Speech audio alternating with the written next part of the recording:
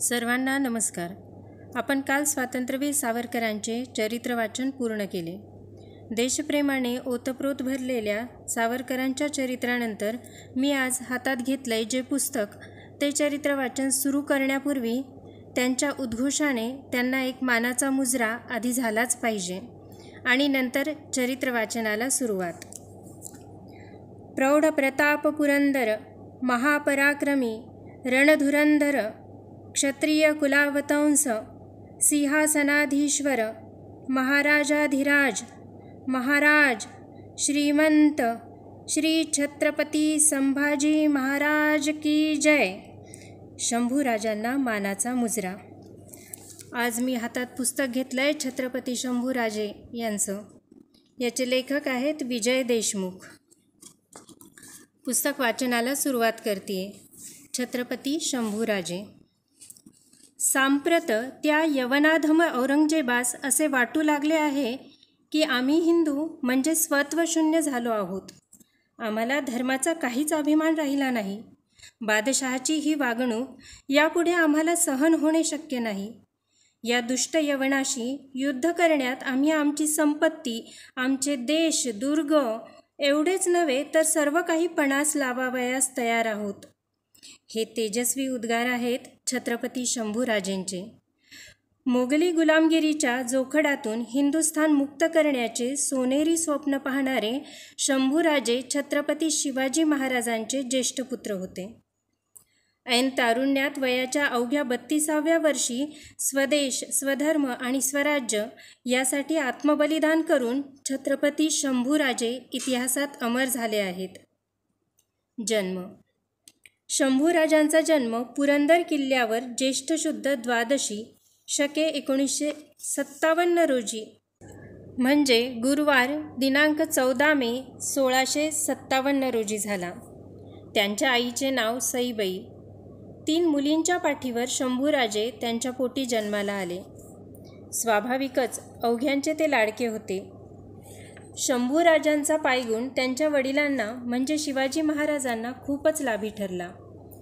शंभूराजे जन्मले आणि स्वराज्य बाळसेदार होऊ लागले. शंभूराजे 1 वर्षाचे झाले त्यावेळेस स्वराज्यात सुमारे 40 किल्ले दाखल झाले. शंभूराजांच्या 17व्या वाढदिवशीच त्यांच्या वडिलांना रायगड किल्ल्यावर राज्याभिषेक करण्यात आला.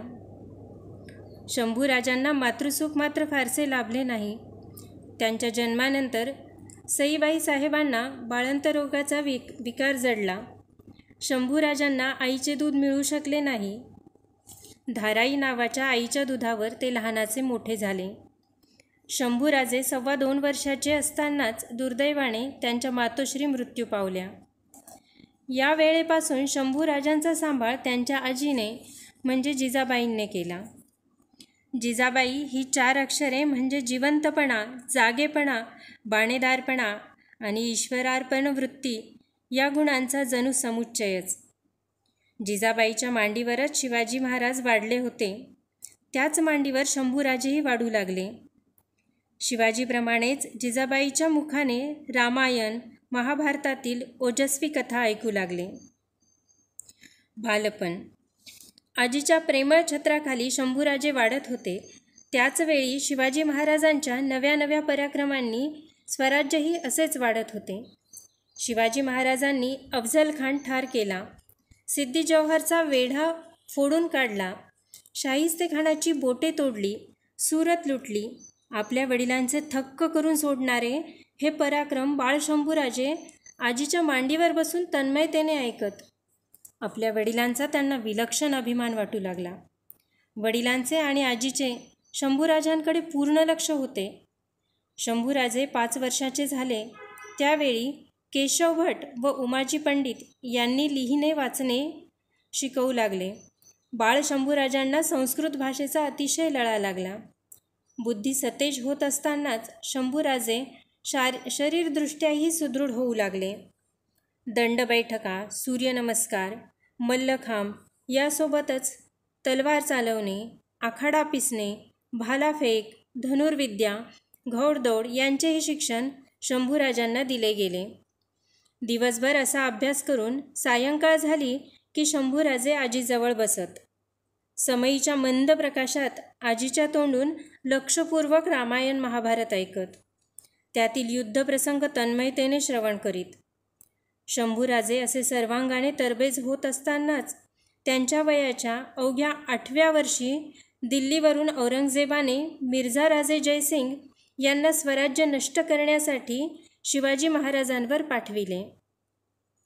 या मोहिमेमुळे शंभूराजांचे बालपण कायमचे हरवले. आग्रा भेट. स्वराज्यावरील संकट टाळण्यासाठी शिवाजी महाराजांनी मिर्झा राजांसोबत तह केला.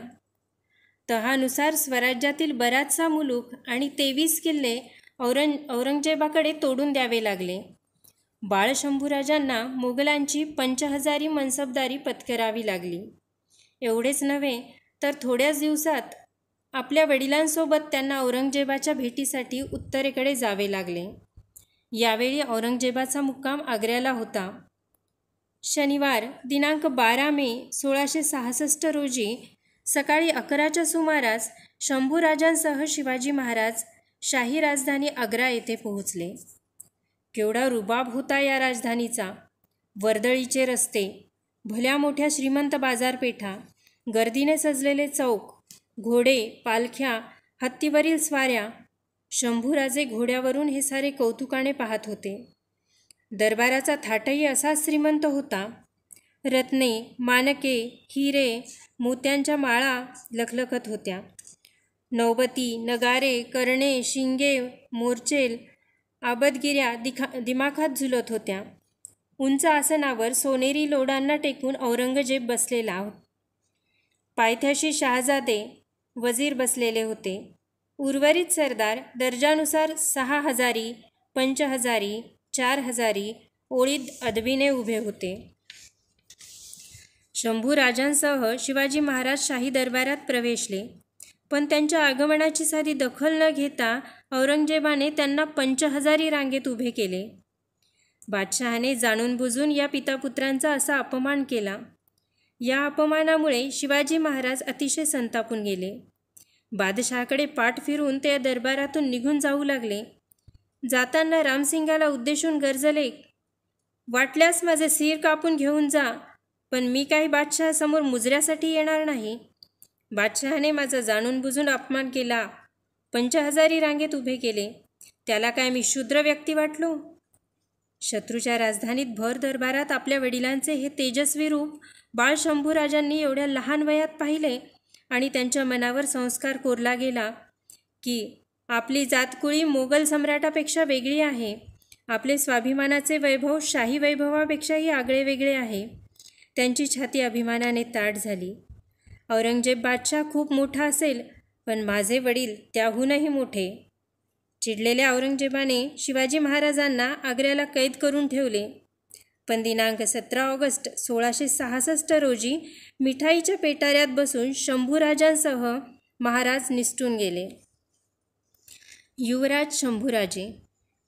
स्वराज्यात परत आल्यानंतर महाराजांनी शंभूराजांना हळूहळू प्रत्यक्ष कारभाराचे शिक्षण द्यायला सुरुवात केली. पिलाजीराव शिर्के यांच्या मुलीशी येसूबाईशी त्यांचा विवाहही करून दिला. हळूहळू शंभूराजे कारभारात तरबेज होऊ लागले. मोहिमेवरही ते जाऊ लागले. सैनिकांचे युवराज शंभूराजे विशेष लाडके होते. याच काळात शिवाजी महाराजांनी तहात बादशहाला दिलेले 23 किल्ले व मुलूक पुन्हा जिंकून घेतला आणि लवकरच रायगडावर शिवाजी महाराजांचा राज्याभिषेक संपन्न झाला. शके 1596 आनंद नाम संवत्सराच्या ज्येष्ठ शुद्ध द्वादशीला उत्तर रात्री म्हणजे शनिवार दिनांक 6 जून 1674 रोजी सूर्योदयापूर्वी पहाटे सुमारे 5 वाजता सुवेळी सुमुहूर्ती शिवाजी महाराजांनी सिंहासनारोहण केले. योगायोग असा की याच दिवशी शंभूराजाचा 17वा वाढदिवस आला. महाराजांनी सिंहासनारोहण केले त्यावेळी आचार्य गागाभट्ट आणि पंतप्रधान मोरोपंत पेशवे यांच्यासह शंभूराजे स्वराज्याचे युवराज या नात्याने सिंहासनाच्या पायरीवर बसले होते.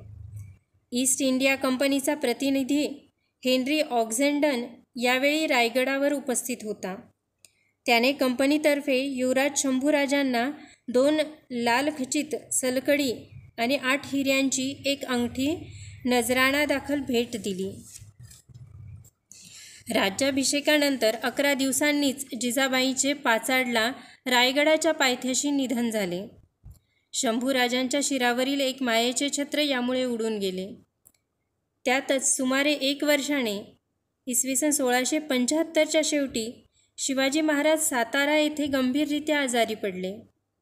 या आजारातून ते बरे होतील की नाही अशी भीती सर्वांना वाटू लागली. काही काळ तर त्यांच्या मृत्यूच्या अफवाही पसरल्या होत्या. महाराज असे गंभीररित्या आजारी पडल्यामुळे स्वाभाविकच त्यांच्या वारसाचा प्रश्न डोके वर काढू लागला. शंभूराजे की सोयराबाईचे पुत्र रामराजे असा वाद रायगडावर मूळ धरू लागला.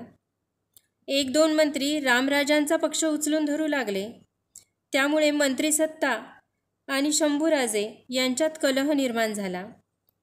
सुदैवाने शिवाजी महाराज आजारातून लवकरच बरे झाले, पण लगेच त्यांना कर्नाटक मोहिमेवर जावे लागले. त्यांच्या अनुपस्थितीत त्यांचे काही मंत्री आणि शंभूराजे यांच्यामधील मतभेद तीव्र होऊ लागले. त्याचीच परिणती पुढे शिवाजी महाराज कर्नाटक मोहिमेवरून परत आल्यावर शंभूराजांच्या दिलेरखानाकडे जाण्यात झाली. शंभूराजे दिलेरखानाकडे रुसव्यापोटी गेले हे महाराज जाणून होते. म्हणूनच त्यांनी आपली काही विश्वासू माणसे त्यांना परत आणण्यासाठी रवाना केली. त्यांचा रुसवा दूर करणारे पत्रही या माणसांजवळ दिले.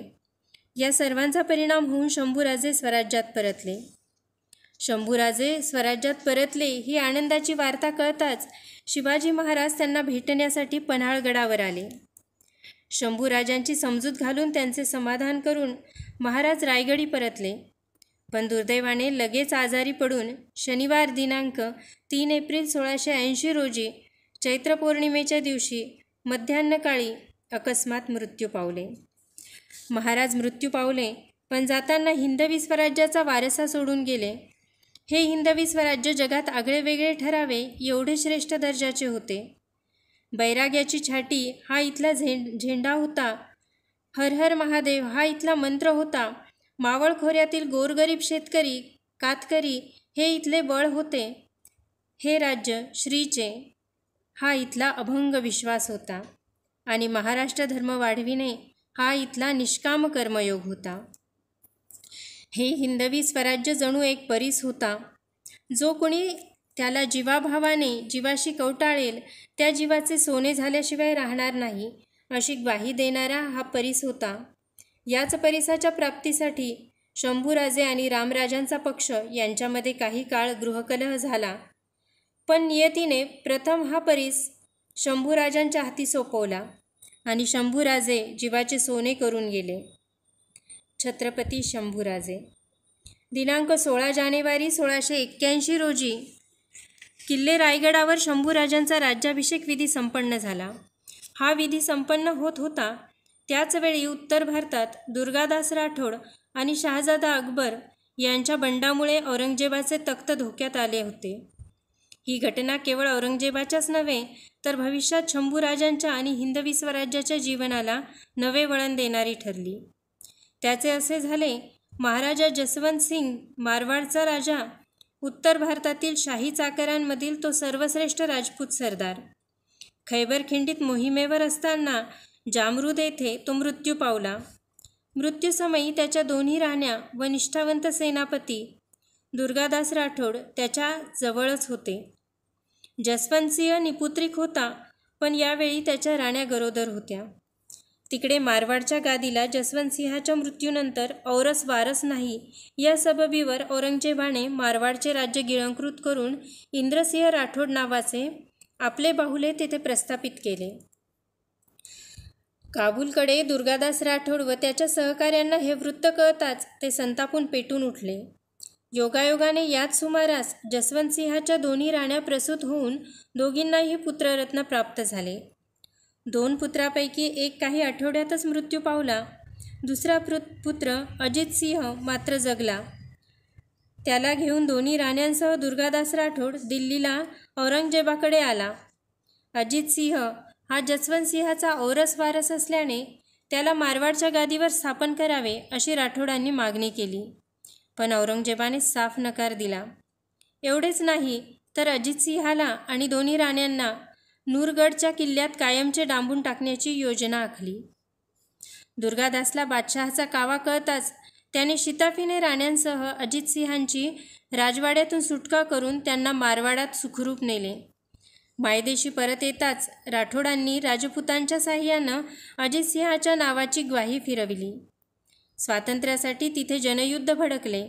आपल्याविरुद्ध युद्धाचा वणवा पेटलेला पाहून औरंगजेब तो विझवण्यासाठी लक्षावधी फौजफाटा घेऊन राजस्थानात उतरला. अरवली डोंगरांच्या साह्यानं दुर्गादास राठोड औरंगजेबाशी निकरानं झुंज देऊ लागला. त्याचवेळी त्याने औरंगजेबाचा एक पुत्र शहाजादा अकबर याच्याशी गुप्त बोलणी सुरू केली. पित्याशी बंड पुकारून जर अकबर आपल्या पक्षाला येऊन मिळाला तर आपण त्याला राजपुतांच्या साह्यानं दिल्लीच्या तख्तावर बसवू, असे त्याने अकबराला वचन दिले. दुर्गादासच्या मुत्सद्देगिरीला यश आले आणि शहाजादा अकबर बापाविरुद्ध बंड पुकारून आपण दिल्लीचे बादशहा झाल्याचे जाहीर केले.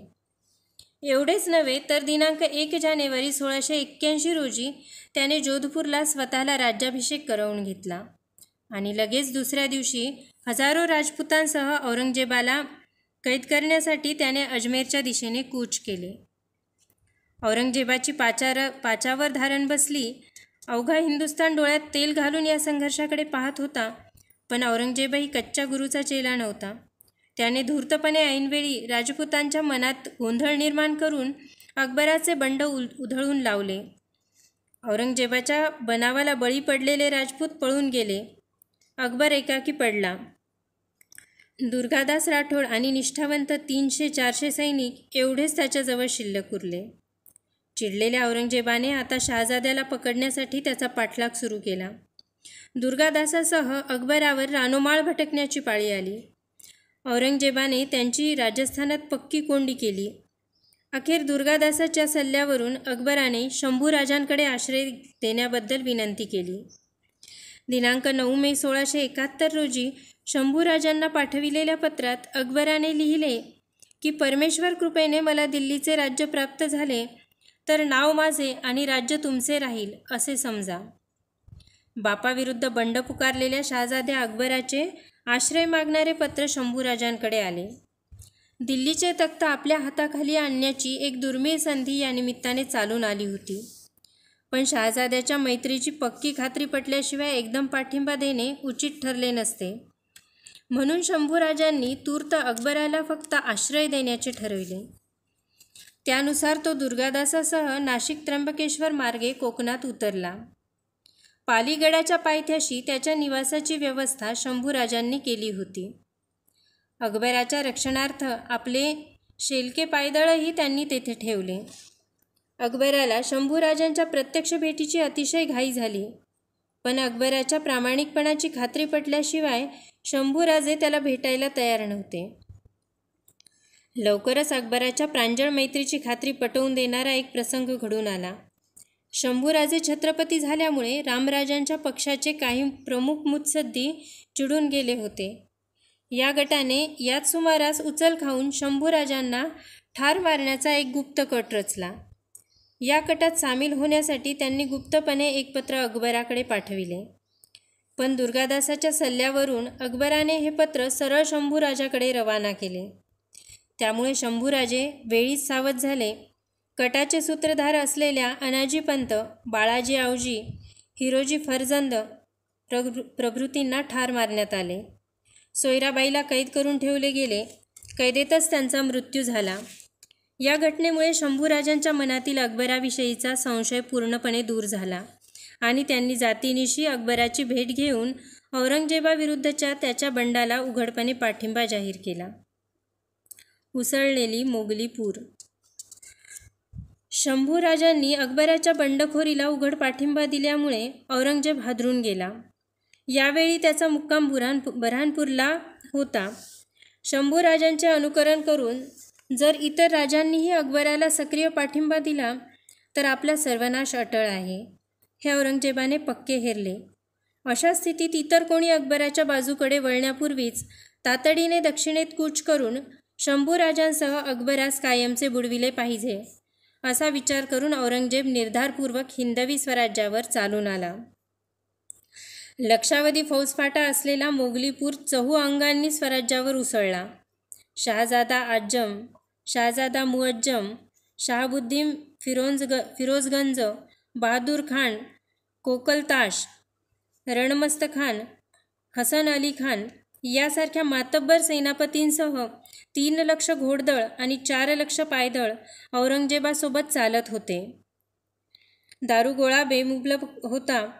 खजिना तर छकड्यास छकडे द्रव्याचे भरवण कोटिशा त्याच्यासोबत चालत होता. हत्ती, उंट, तोफखाना प्रचंड होता. जीवनमरणाच्या या संघर्षाचे नेतृत्व स्वतः औरंगजेब करणार होता. आशिया खंडातील सर्वश्रेष्ठ साम्राज्य म्हणून ओळखले जाणारे मोगल साम्राज्य जेमतेम 500 चौरस मैल क्षेत्रफळ असलेल्या हिंदवी स्वराज्यावर तुटून पडले होते. 7 लक्ष मोगली सैन्याचा मुकाबला शंभूराजांचे फक्त 30,000 मराठे वीर करणार होते. जिहादचा नारा बुलंद करून स्वराज्याचा ग्रास गिळण्यासाठी दक्षिणेत उतरलेल्या औरंगजेबाचे वय यावेळी 63 वर्षे तर शंभूराजांचे वय होते फक्त 24 वर्षे. बऱ्हाणपूरहून कूच करण्यापूर्वीच औरंगजेबाने जंजिरेकर सिद्दी आणि गोवेकर पोर्तुगीजांकडे आपले वकील रवाना केले. पश्चिम समुद्राकडून शंभूराजांची पक्की कोंडी करून त्यांच्या मुलखाचे लचके या दोघांनी तोडावेत अशी औरंगजेबाची अपेक्षा होती. जिंकलेला मुलूक त्यांनाच बक्षिसा दाखल दिला जाईल असे प्रलोभनही औरंगजेबाने त्यांना दाखविलेले होते. औरंगजेबाच्या या प्रलोभनाला बळी पडून जंजिरेकर सिद्दी वळवळ करू लागला. औरंगजेब दक्षिणेत उतरण्यापूर्वीच शंभूराजांचा समुद्रकिनाऱ्यालगतचा मुलूक जिंकून आपल्या राज्याला जोडण्याचे सिद्ध्यांनी ठरविले. जंजिरेकर सिद्दी कोंडला. शिवाजी महाराजांच्या काळापासूनच जंजिरेकर सिद्दी तापदायक शेजारी ठरलेला होता. समुद्री बळाच्या भरवशावर उन्माद पावलेला सिद्दी उदरातील व्याधीप्रमाणे सदैव स्वराज्यास त्रास देत असे. आताही औरंगजेबाच्या प्रोत्साहनाने तो चेकाळलेला. नागोठाणे, आपटे इत्यादी स्वराज्यातील शहरांवर धाडी घालून त्याने ही शहरे जाळून टाकली. चेऊलच्या वरच्या भागातही त्याची जाळपोळ लुटालूट सुरू झाली.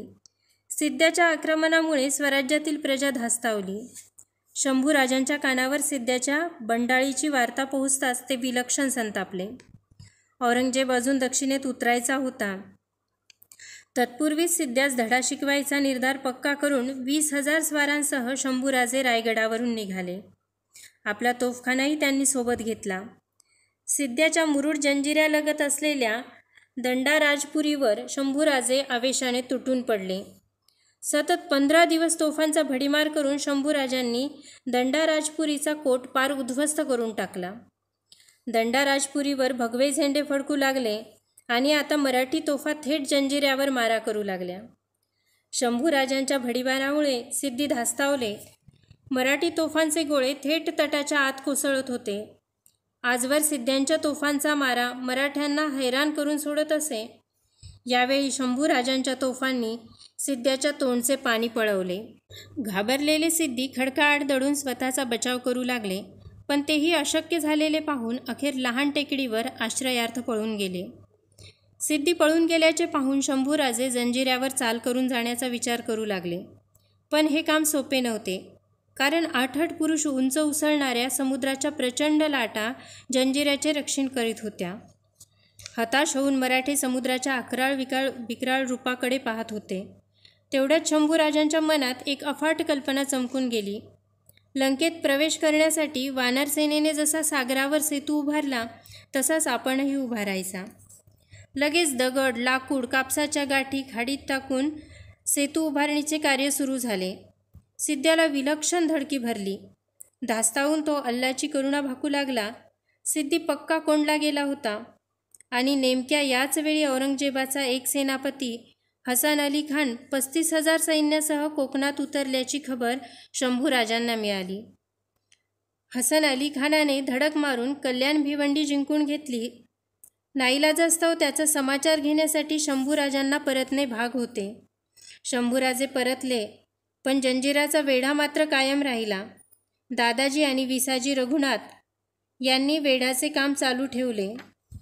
सिद्धी पक्का कोंडला गेल्यामुळे त्याच्याकडून शंभूराजांचा बंदोबस्त होण्याची औरंगजेबाची आशा पारधुळीस मिळाली. तिकडे शंभूराजे हसन अली खानावर तुटून पडले. शेकडो मोगल कापले गेले. खासा हसन अली खान जखमी होऊन पळत सुटला.